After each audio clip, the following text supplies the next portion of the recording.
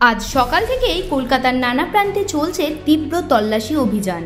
কেন্দ্রীয় তদন্ত সংস্থা ইডি একসঙ্গে ঝাঁপিয়ে পড়েছে একাধিক জায়গায়। সল্টলেক, নাগেরবাজার, কাকুরগাছি, নিউ আলিপুর, এমনকি শরৎ বোস রোডেও চলছে হানা। প্রশ্ন একটাই, কেন এত জায়গায় একযোগে তল্লাশি? কাকে কেন্দ্র করে এই অভিযান?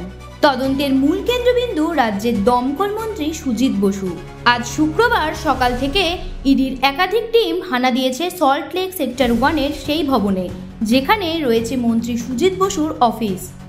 সঙ্গে ছিলেন কেন্দ্রীয় বাহিনীর জওয়ানরা।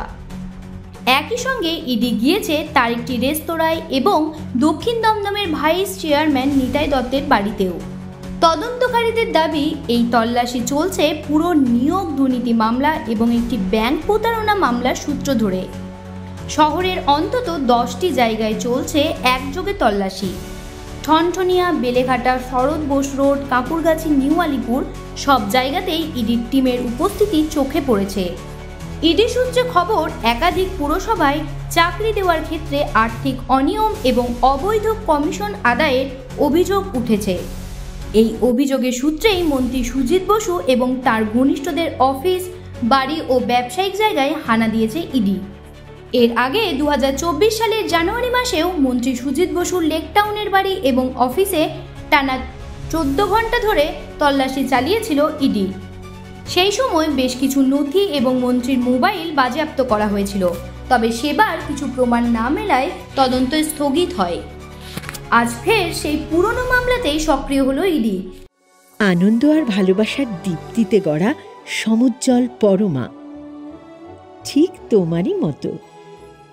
শ্যাম সুন্দর কোম্পানি জুয়েলার্স, আগরতলা, উদয়পুর, ধর্মনগর, কলকাতা। তবে ভোটের ঠিক আগে এই হানাকে রাজনৈতিক উদ্দেশ্য প্রণোদিত বলেই দাবি করেছেন মন্ত্রী সুজিত বসু। তিনি সংবাদ মাধ্যমে বলেছেন, এরা প্রত্যেকবারই ভোট এলে এটা করে। যারা আমাদের পার্টিতে সক্রিয়ভাবে কাজ করে তাদের বাড়ি, অফিস, রেস্তোরাঁ সব জায়গায় যায়। আমার অফিসেও গিয়েছে, রেস্তোরাঁতেও গিয়েছে, কিছুই পায় না। আসলে ভোটের আগে চাপ তৈরি করতে এটা করা হচ্ছে। মন্ত্রী আরও বলেন, আমার বিরুদ্ধে দুর্নীতির কোনো প্রমাণ কেউ দেখাতে পারবে না। এলাকার মানুষই আমার সার্টিফিকেট। ভোটের আগে ইডির এই অভিযান ঘিরে ইতিমধ্যেই সরগরম বঙ্গ রাজনীতি। একদিকে তদন্তের জাল ক্রমশ ছড়িয়ে পড়ছে, অন্যদিকে মন্ত্রী বলছেন এটা শুধুই রাজনৈতিক প্রতিহিংসা। এখন প্রশ্ন একটাই, তল্লাশিতে মিলবে কি কোনো নতুন প্রমাণ, নাকি এবারও খালি হাতেই ফিরবে ইডি? জ্যোতি সরকারের report, headlines Kolkata. Ma, there's this new Bengali matrimonial website, bebandhan.in. It's safe, verified and just for us. Really? देर न करें, आज ही रजिस्टर करें।